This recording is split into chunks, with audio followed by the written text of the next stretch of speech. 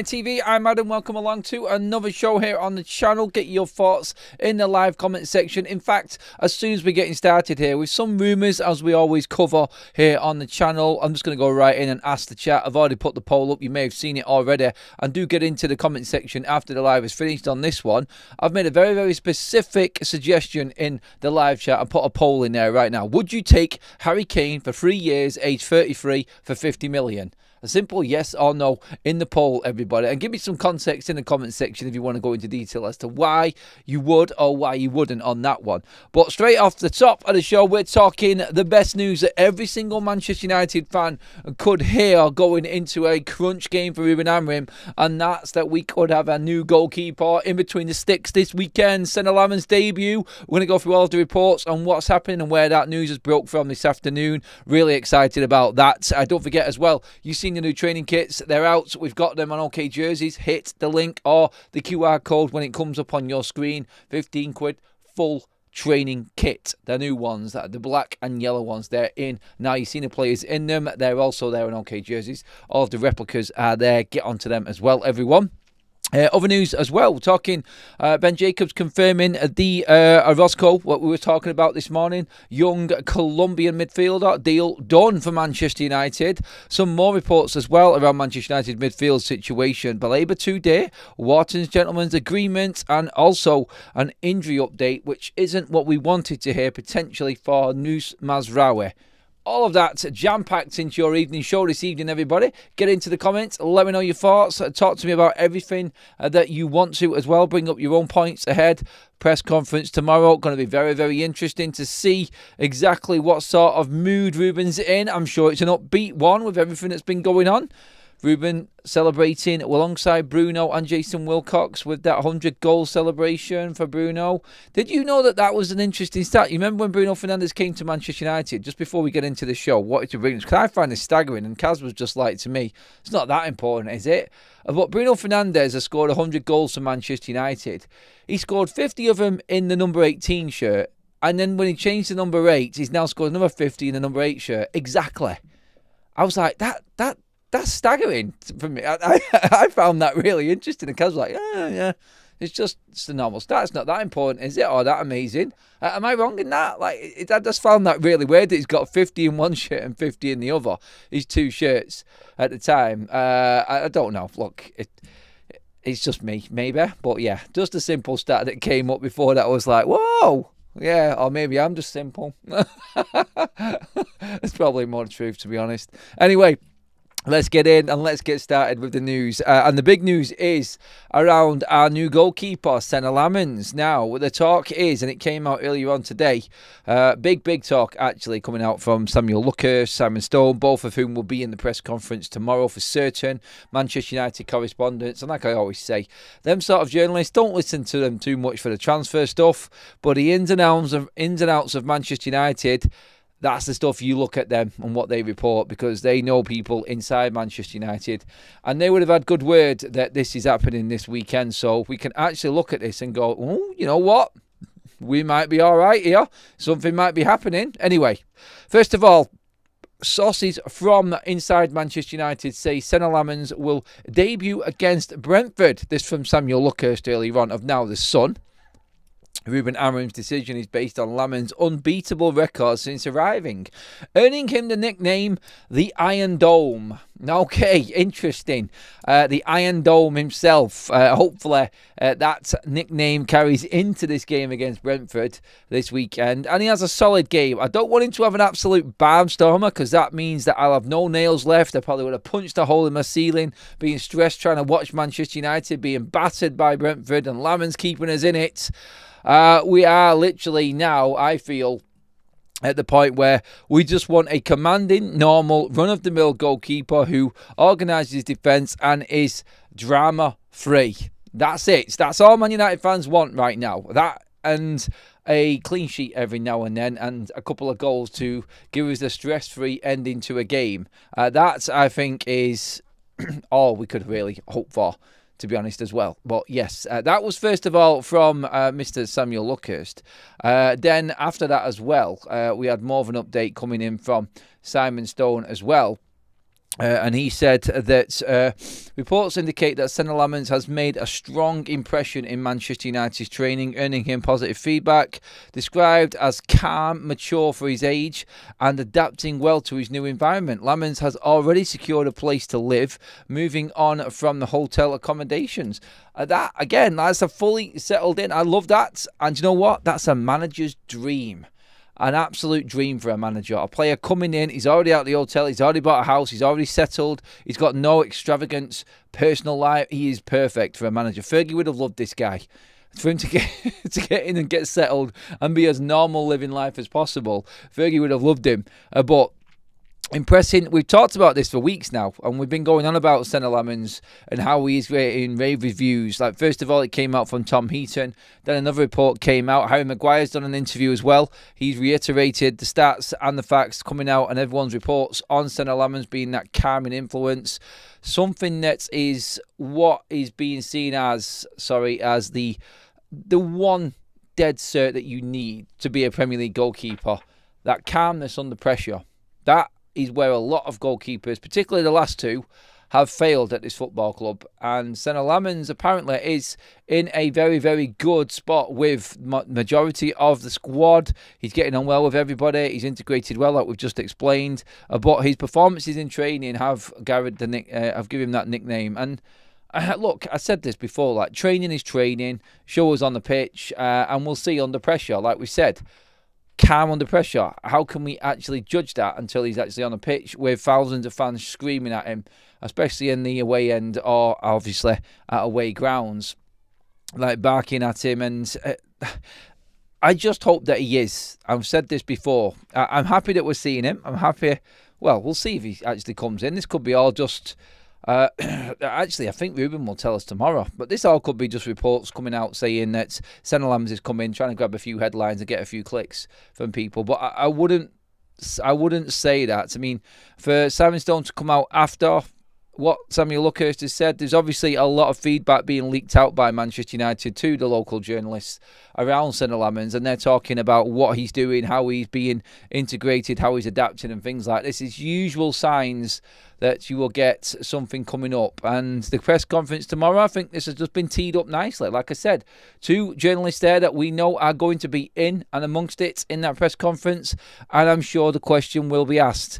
And I'm sure everybody now, after the news today, will be waiting for Ruben's answer to that question. Who starts in goal against Brentford? Watch him come out now and say Altay stays as number one, and it just shuts everything down and makes us all look crazed, like lunatics wanting to actually get a new goalkeeper in when he's quite happy with Bayindir, and he makes the journalists look a little bit like idiots as well. But honestly, I think because he's done it before, we might do it again tomorrow. So we've got that covered tomorrow live at midday. Don't forget, just after 1 o'clock.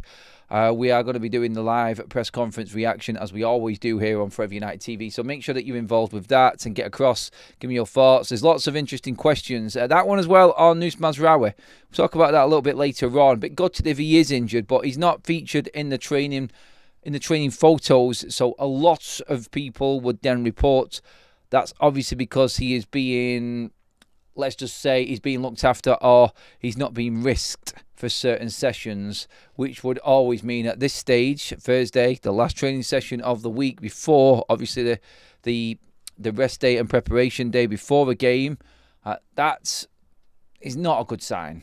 You usually get everyone out, and that's why the pictures have been. But look, let's see. It might just be precautionary, and Nus is in there anyway. We've got plenty of cover at wing back at the moment, and I don't really feel... I don't feel too stressed that Nus Mazraoui might be injured. It might not be, and we've got cover anyway.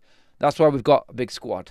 And if it's Dorgu on the right, if it's Dalot coming back from injury, falling off, perfect timing for him, or if it's Ahmad, one or the other, I could easily see a Dorgu and Dalot combination coming back in again, with Dalot on the left and Dorgu on the right. We'll see how that develops when we get the news tomorrow. But if Nus is fit, he plays. If not, I think it's a question between Dalot and Dorgu on the other side.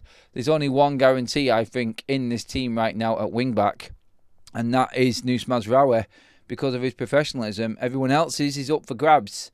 So let's just see if that comes about. But again, the injury questions will be brought up, and everybody's fit. There's only Leacher who really is out now for a significant amount of time. And like we said before, after the next international break, we are expecting Licha Martinez to be back in Manchester United first team training. So back in November, at least 2 months ahead of schedule. Fantastic news. Let's see when Ruben answers them questions in the press conference tomorrow. Let's get into the comments. First of all, let me check on this poll. I've set you a right doozy one here, haven't I? Let's see how many votes we've had here. We're creeping up to the 1,000 mark already on this one.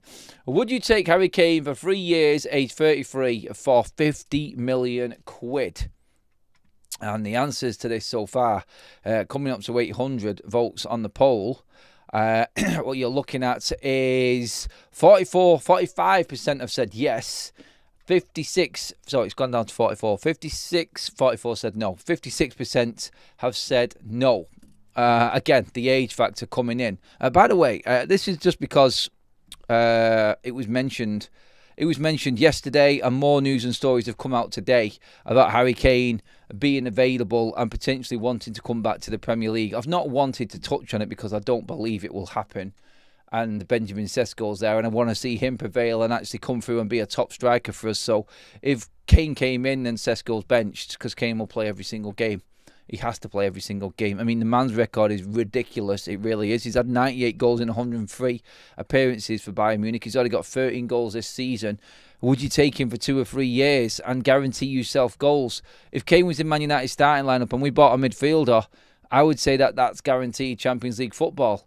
But I'm really like the majority. I don't really want to buy a striker for 50 million when you're only getting 2 years out of him. And Ineos would never, ever go for this deal. So people talking about Harry Kane coming into Manchester United, I can completely flush it down the toilets. There's no chance that Harry Kane is coming to Manchester United. Not in a million years would Ineos even think about buying a player who is coming to the twilight of his career. He will be 33 come the start of next season.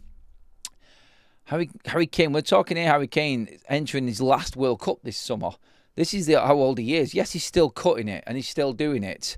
I don't want to disrespect the Bundesliga because I do think it is a good league, but the Premier League at 33, you're not going to spend 50 million on a player like that, when that 50 million could be going towards the next best midfielder out there right now, and that's United's priorities.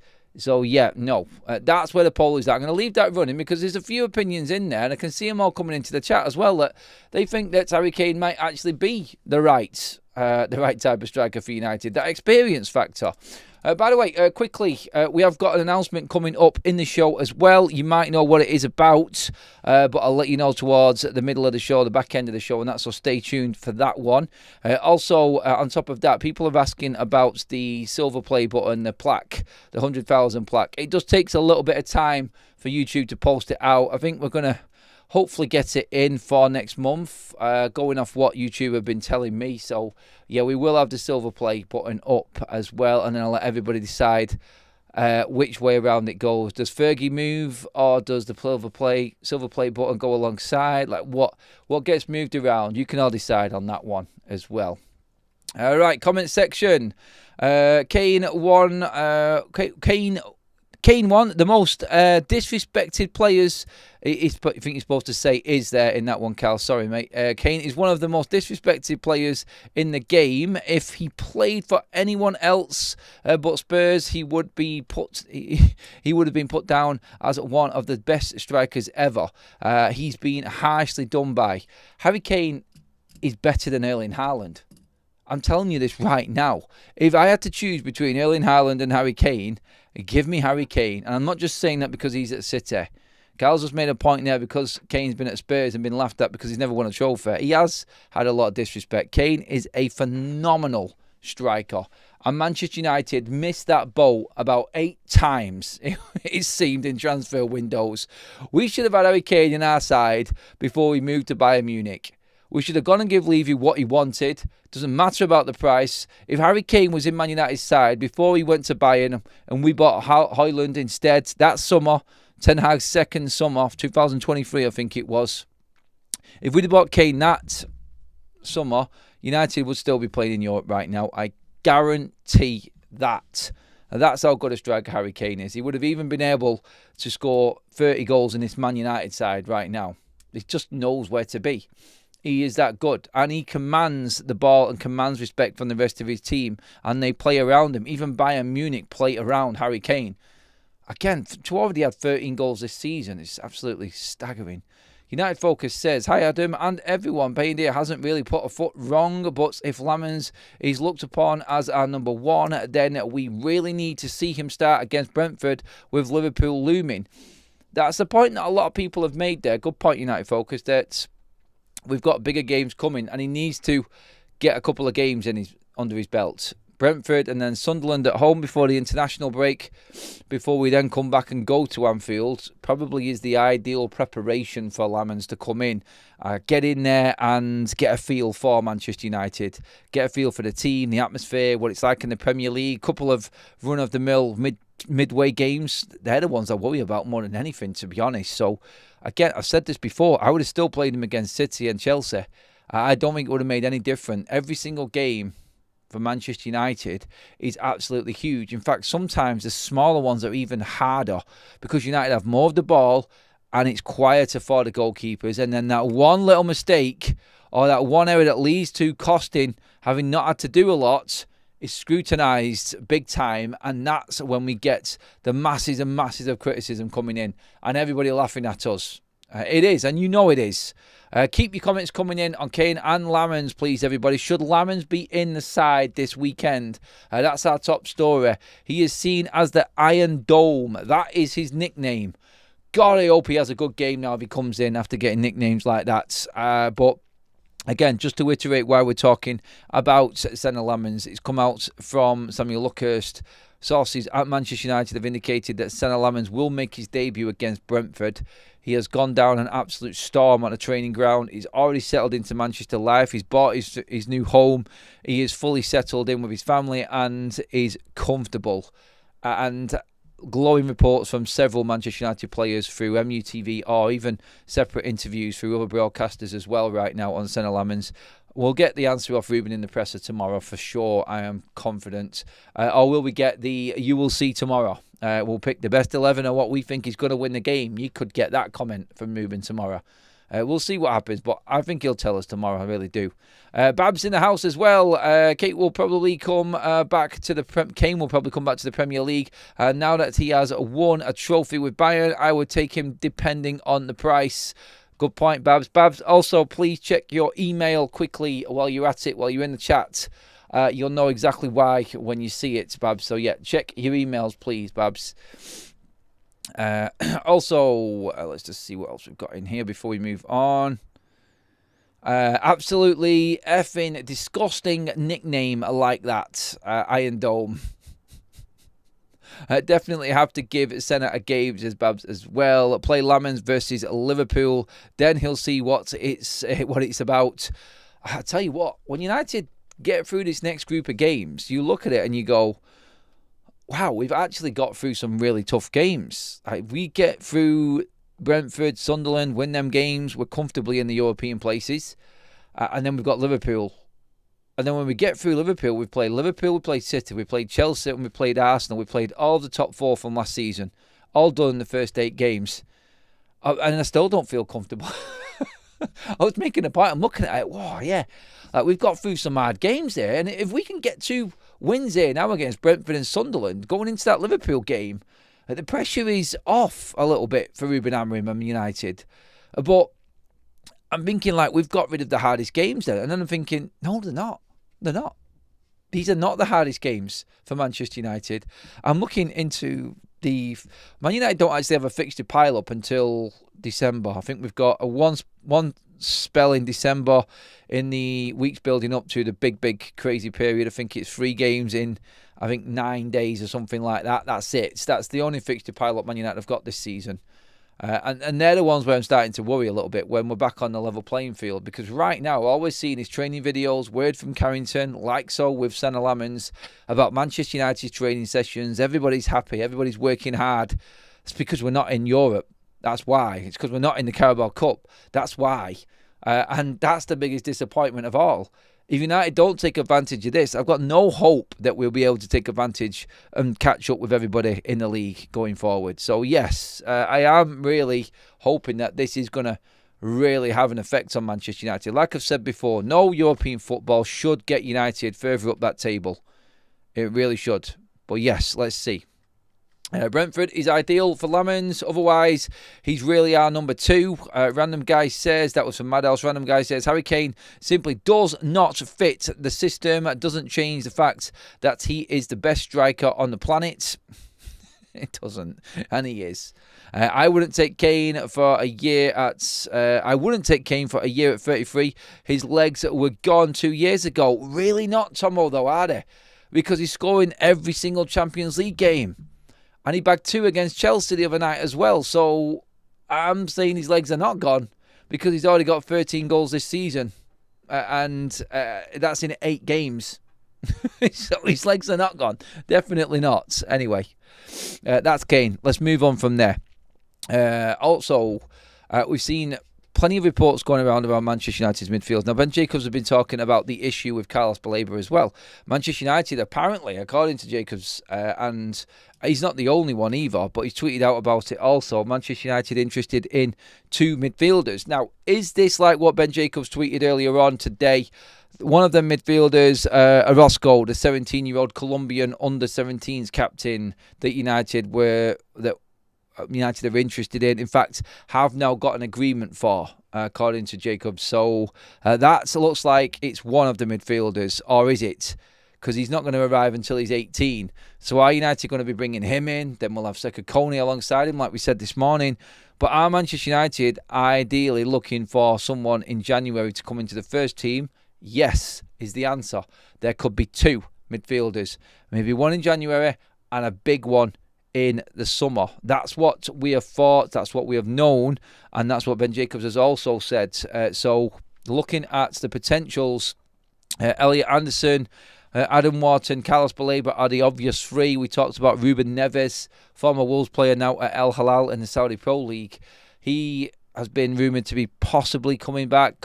Conor Gallagher from Atletico Madrid, also a player Manchester United could revisit and go back in for, like we did in the summer. But the word from Ben Jacobs really, and this is what we've reported all along as well. First of all, on Adam Wharton, like, it's common knowledge. There's nothing really much more to report on him. He has a gentleman's agreement, like what was reported in the summer, to leave Crystal Palace this summer transfer window coming. So the summer of 2026.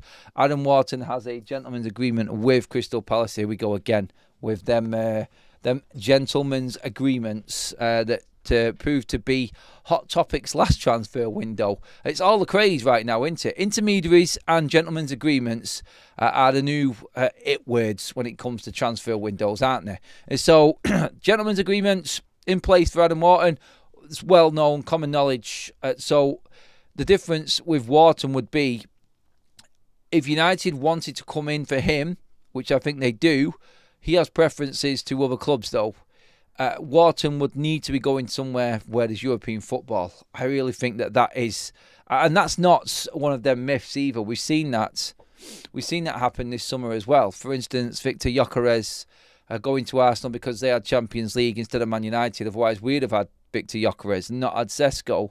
But I feel like that is important for players like Wharton, particularly if he's making a big move at this stage of his career now. He's come in, he's done his time, been in the Championship, he made the move to Crystal Palace, he's shown, he got into the England setup. He needs to be playing in Europe to solidify his place in that international fold, I feel. And I don't think he's going to go anywhere that's not got European football, or no guarantees of it coming quite soon. And United to be out of Europe for 2 seasons in a row is a big off-put for a lot of players. So I can see Adam Wharton, definitely he has got this. I mean, we know that Adam Wharton has got this gentleman's agreement because we've been talking about it forever and a day. And he will be released like Carlos Baleba will be in the summer. The difference with them two is I think Adam Wharton is gettable for his price. The way that people are reporting the Baleba situation at the moment, even with his drop-off in form, is ludicrous. It's ridiculous because he is apparently going to be in the same price bracket as what Caicedo was. Brighton actually see him as a £150 million signing. I don't think that that's right. I really don't. There's no way that anybody's going to pay £150 million for Carlos Baleba. Not in a million years. Brighton want a bidding war. Manchester United would have to force their hand with another £100 million bid in January. Otherwise, they will sit tight, and Baleba is up for the highest bidder come the summer. So, I don't know if it's true. I don't know if there is any more to this story about Baleba. But realistically, when you look at it and what's been said, he is going to go for big money next summer. United can try, but Brighton may just say no. And then that's it. I don't think United will get him. Even if he wants to go to United, Brighton's pricing of Carlos Baleba will kill that deal. And there's only really a handful of clubs that can bid for him and bid for that price. And that, unfortunately, is Liverpool are top of the tree with that. But would that be a problem for Man United, though? Because if Liverpool did go for Carlos Baleba, then that would open up the avenue to go in and sneak in and get Adam Wharton. Obviously, making sure we've got European football, which again comes down to the importance of where we're at right now and what we're competing for this season, how good a season we actually have. So I look at it and I go, all right, okay, no Baleba, fair enough. I'm not going to pay anywhere near 100 million for him for the way he's playing right now. I'm going to be completely honest. For the start of the season right now, I had Carlos Baleba at the 100 million mark, and I said that in the summer. I mean, that's the type of price for that performances, for the performances that he's been giving for his first 2 years in the Prem. From what I've seen already this season, now I'm nowhere near that. I'm nowhere near 100 million now. He's not worth that.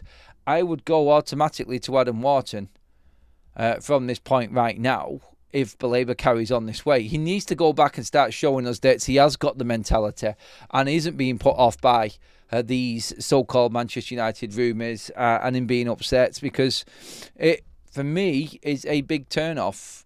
I don't want him at that price. At the moment, I'm around about 50-60 million for Carlos Baleba, or he can stick it. That might go up again if he starts performing. We'll see. We'll see in good time. Let's get into the comment section on these ones. As it is right now, question for you. Baleba or Adam Wharton? Go. Get into the comment section and give me your thoughts on that, please, everybody. I think that nickname quote was fake. I don't know. There's a few people saying it. I don't know if, and I don't care if it isn't. I just want to see him in goal, honestly. I would like a better nickname than that myself, for obvious reasons. We won't talk about that, but I would just want to see him in the side now. That's all I want. I want to see Lamens in a Man United shirt. I want to know what he's all about. I want to know if he is good enough to be Man United's number one. Simple as. Chelsea paid 100 million for Enzo Fernandez. Did. It's Elliot for me, says Levi Starr. Neither of the Baleba or Wharton ones. Why do Liverpool need Baleba? They've got Gravenberch. They want depth. And they want to take players away, Tim, from everybody else.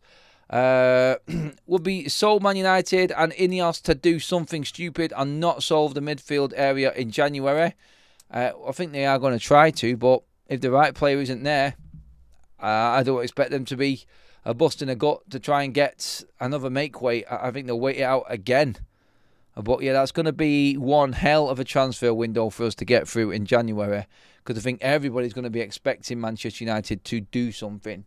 I really do think that is going to be the case. Don't forget, on your screen right now is the Match Bingo QR code. We are running the 200% deposit booster still this week. Get your tickets now for the Brentford game coming up. We're going to play it alongside our watch-along here on Forever United TV on Saturday.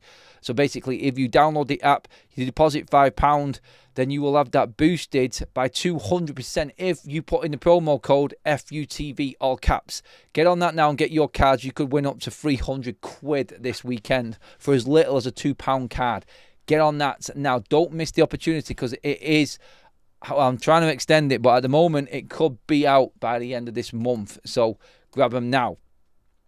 Don't want another Agate on our hands. Need a number 6 midfielder capable of spraying the passes and shield the defence. I like Wharton. He's similar to Carrick. His positioning is top notch. Adam Wharton is an absolute baller. I would love him at Manchester United. The problem with Kane is him being 33, and would the team provide the opportunities for him to score? It's been a problem for the last 5 years. Agree, should have bought him 3 years ago.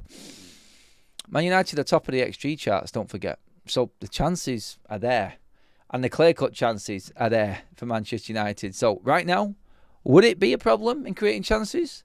Manchester United might be in the Champions League if we had Harry Kane in our side. Just saying. Just could be in the top 4 if Kane was in our team.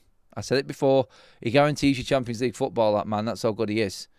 Who is? Elliot Anderson is a winner. Anyone who watched England under 21s will see he carried that under 21s team on his back. Andrew, that was from Bullshit Man.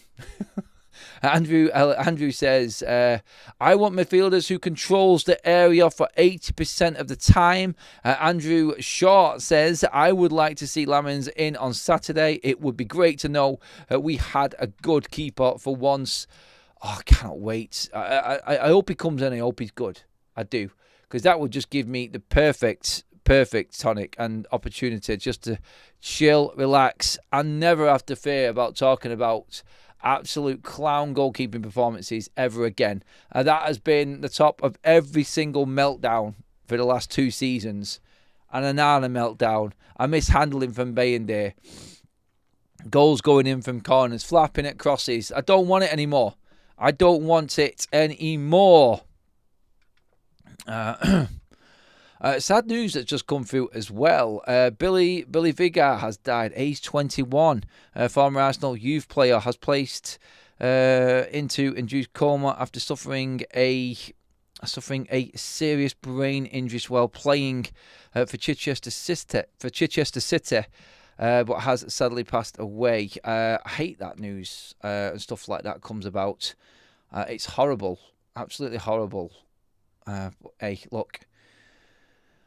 Quickly as well, other news. This has just come up now, so I just thought I'd mention that. It's sad news, especially at that age. Oh my God. Kobbie Mainoo and Lenny Yoro are getting into the old, well, I don't know what that is. It looks like yoga or some form of stretching routine on the mats. Extra work, it would seem, for both Kobbie Mainoo and Lenny Yoro. And this is what we said yesterday with Kobbie Mainoo. We said, like, look, stay away. New transfers can stay away. This place is mine. Now, Kobbie is putting the work in, it would seem. He just needs the chance to prove himself. Now, look, we've seen pictures of players training before. We're not going to get carried away by Instagram or social media posts. We said this about Garnacho and Rashford, for God's sake. But the difference with them two players is they got plenty of game and they showed us what they were all about. Slapped asses that thought they were entitled and should have been given everything without putting the effort in. Mainoo, I think, is a different breed, and I'm hoping that all of this work pays off, and when he does get his chance, he comes straight into the side. He really does.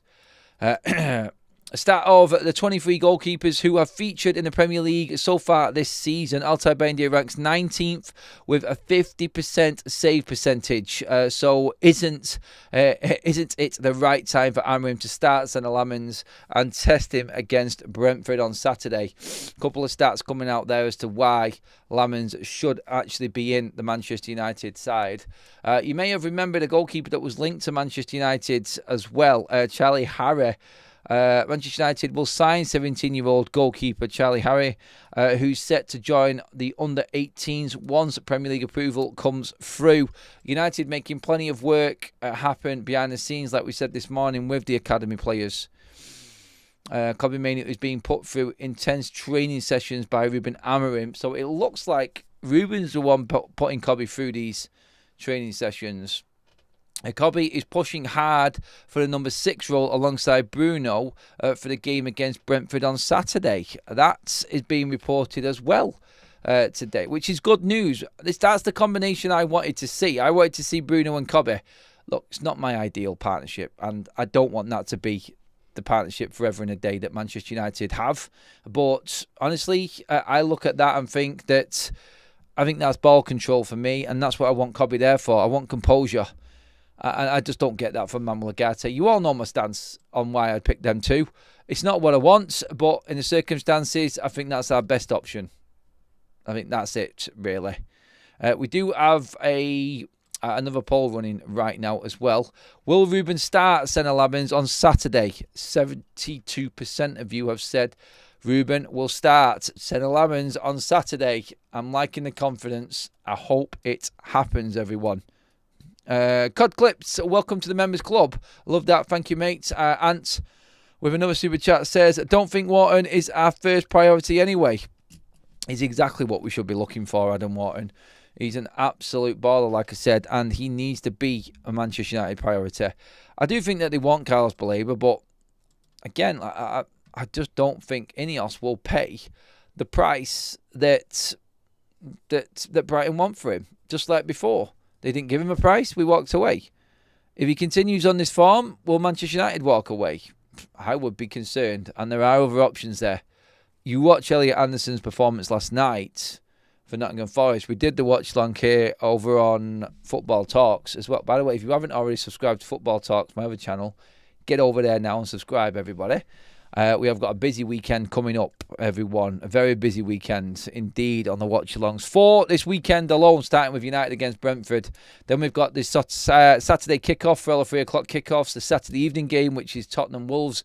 And Super Sundays, Newcastle versus Arsenal. All of them games covered on FUTV and Football Talks, our 2 channels. So make sure that you have subscribed to the Football Talks channel as well. The link is in the description on this as well, everybody. Okay, I'd give Bruno and Mainu at central midfield and go, but it could be a total car crash as well. I think every single combination that we put in to our midfield would definitely be a car crash opportunity waiting to happen. I don't think it matters, is what I'm saying. I really don't. But if United are going to attack and try and win this game, Cobby. If you want to defend and hope that the defence can hold out and still have a little bit of attacking intent, it's Agate. I'd just go with Cobby now. I think he's earned the opportunity to go in there and show what he can do. Not just instead of Bruno, but alongside Bruno. If we have to and we have to force a player into number 6, I'd rather put Cobby there just to control the game. No, because Agate can't do that. And look, they've got to be working on something through the week in training. They've had ample time to get to try these different scenarios and situations out. So they must be working on something there, surely. By the way, I'm just going to drop the link. I'm going to pin the link for the other channel so you can subscribe to it there from Stu there in the live chat, everybody. Make sure you do get across to that. Still 74% of you thinking Lamens will start. Ruben's going to play him this weekend. Let's get a few more comments in as well. Adam, any news on Sesko? In terms of Sesko, I think he's going to start this weekend. All noises coming from Carrington say that Sesko starts. He's been performing well in training. He's been blowing people away in training again. I know it gets boring. He's doing good in training. Winning team. Remember them days when the five-a-side teams were posting pictures on social media? It's been a happy week for United, and that's why we've seen so much on social media and videos leaked out. If we'd have lost to Chelsea, I guarantee you wouldn't have been seeing any social media and multiple videos about training coming out. It'd have been knuckle down and let's get on with it and try and save Ruben's job.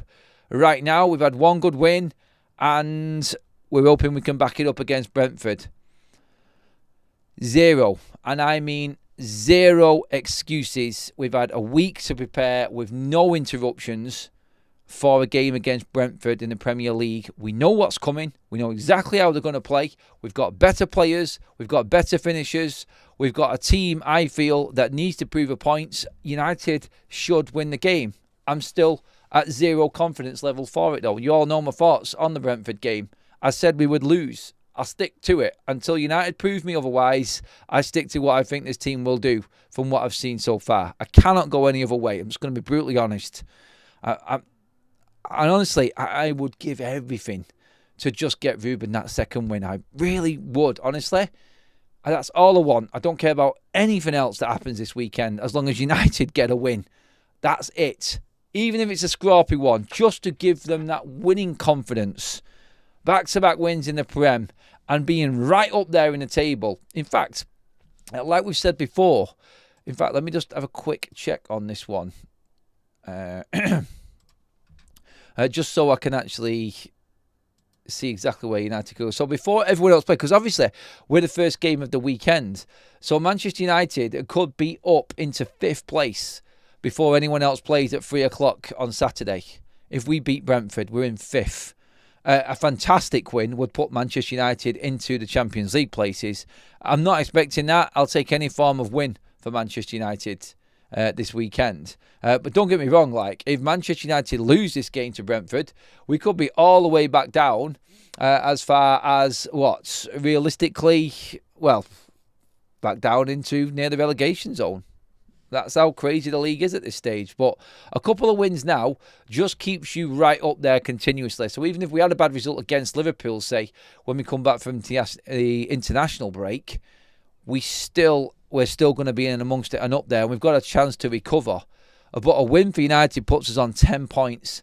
And that is a point ahead of Crystal Palace in 5th. They've got Liverpool this weekend. There are some massive games. Absolutely huge games this weekend for Manchester United. Again, when you go through them, Leeds at home to Bournemouth, we could obviously claw the gap back on them. Chelsea against Brighton, 2 teams in amongst it. Not expecting City to lose, but again, like Bournemouth, tough game. Chelsea-Brighton, tough game. Crystal Palace and Liverpool, that's a tough game to decide. And obviously Newcastle and Arsenal. We could be actually catching a lot of teams up. And yeah, that's what I think is realistically, I think, our aim for this weekend.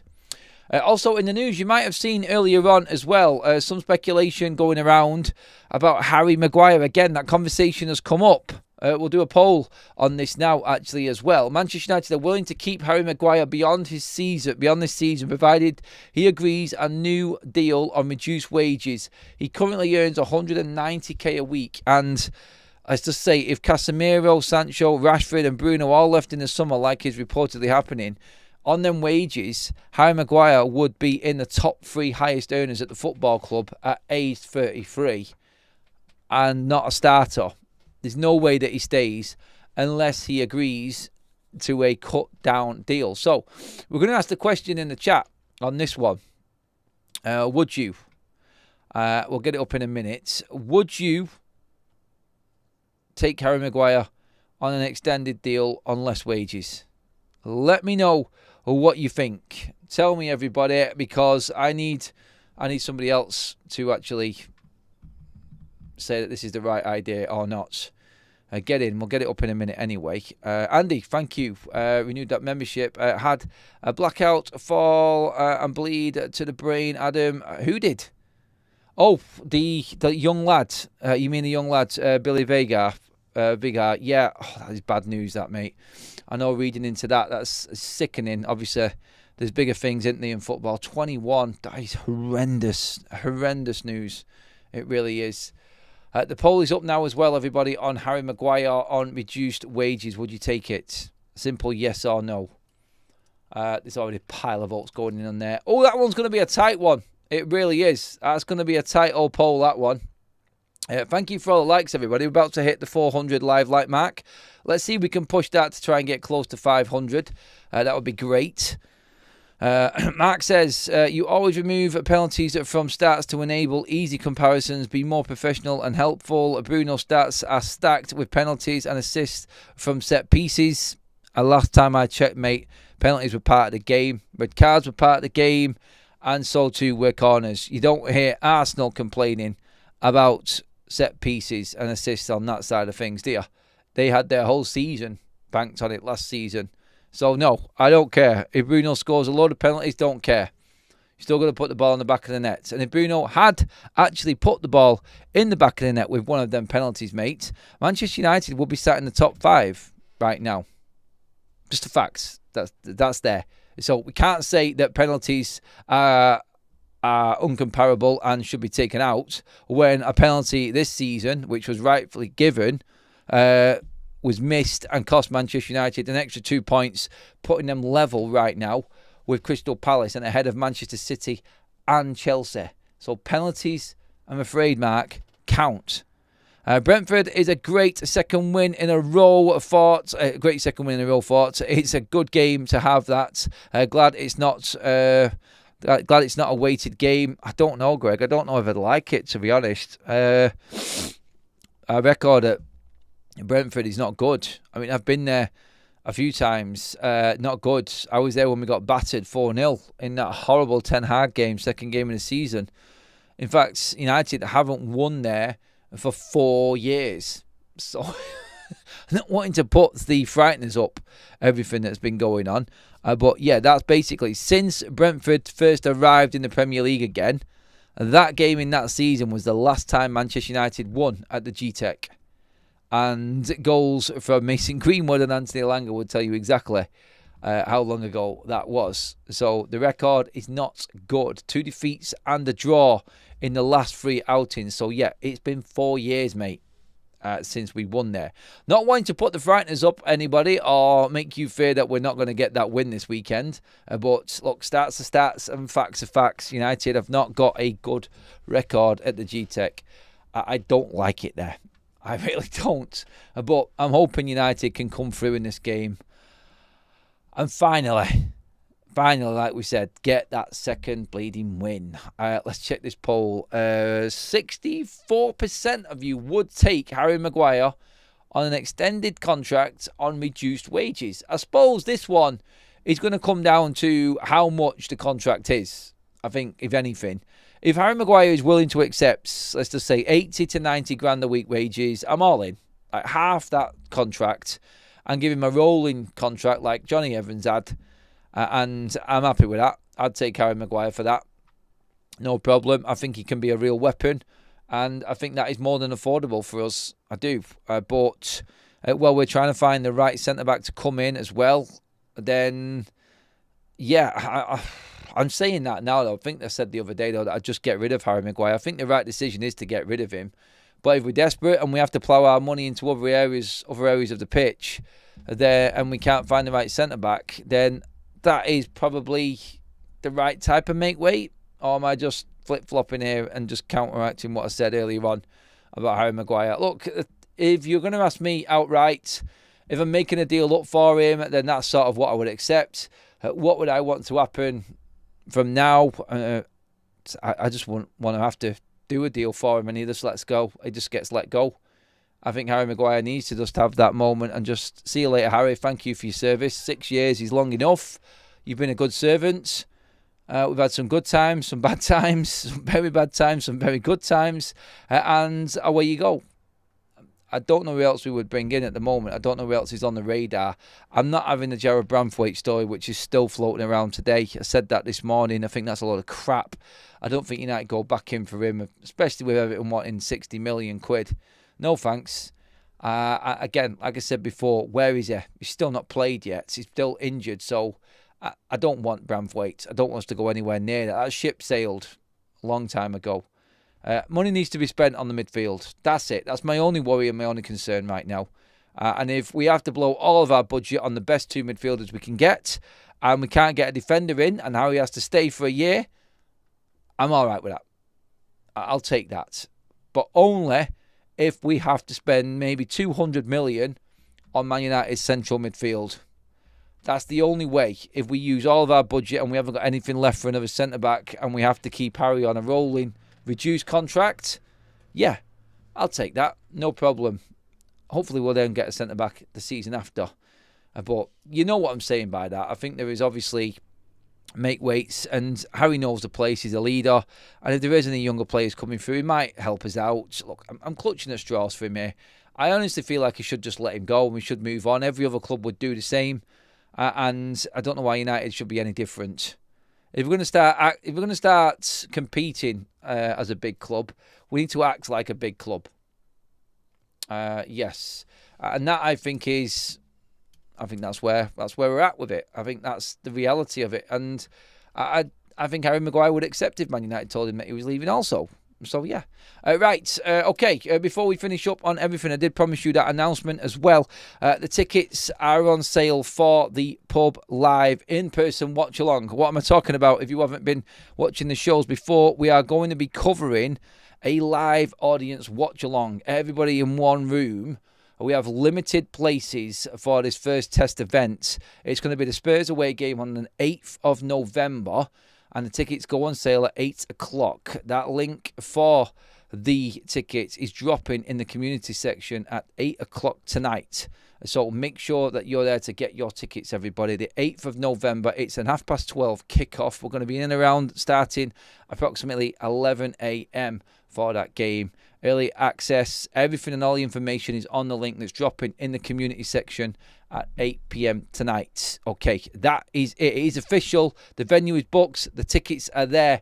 Get your tickets now if you want to be part of it as well on the day. Big live events running through most of the day. We're going to get some videos out, maybe of fan opinion after the game. Spurs away on the 8th of November. That's when it's happening, everybody. So 8 o'clock, them tickets are on sale, and it will be on here on YouTube on the community tab as well coming up. So we're doing it. It's actually happening. Yes, very nervous, and hopefully it goes well. So I've got a lot of preparation and a lot of work to do before then to make sure that everything is set up right, but we're going for it. You might as well. I want to try and get as many people in there and make it a bit of a proper pub atmosphere and actually, you know what, show how it's really done here on FUTV. That's how it should be, shouldn't it? The old pub days back again. God, I miss them days, honestly. Pubs used to be so much more fun when the football was on than they are now. Do you not think? Anyway, we're bringing it back and we're making a big event of it anyway. So, yeah, that's going to be up at 8 tonight, everybody. So, don't forget to grab your tickets there. And also, again, I'll see you all tomorrow morning at 8 o'clock. I'll bring you all the updates first thing. As usual, it's a big day tomorrow. We've got the press conference as well, and then the evening show again later on. And then we're into match day. And here we go again. The weekend starts tomorrow, everybody. Thank you, mods. Thank you, everybody in the chat. Thank you for your comments. Thank you for all of the super chats as well, and everyone throughout the day who has been part of the shows. I will see you all in the morning at 8 o'clock sharp. Cheers, everybody. I'll see you all then.